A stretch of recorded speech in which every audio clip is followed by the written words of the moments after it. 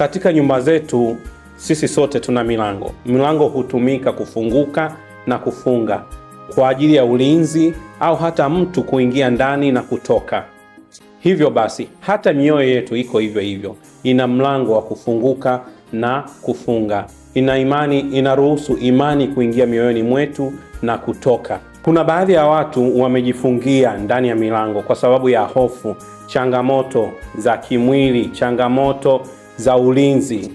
Milango pia ya mioyo yao imefungwa, inashindwa kufunguka kwa sababu ya hofu. Wanashindwa kufungua mlango wa moyo wao kumpokea Kristo. Katika imani yetu pia ni hivyo hivyo.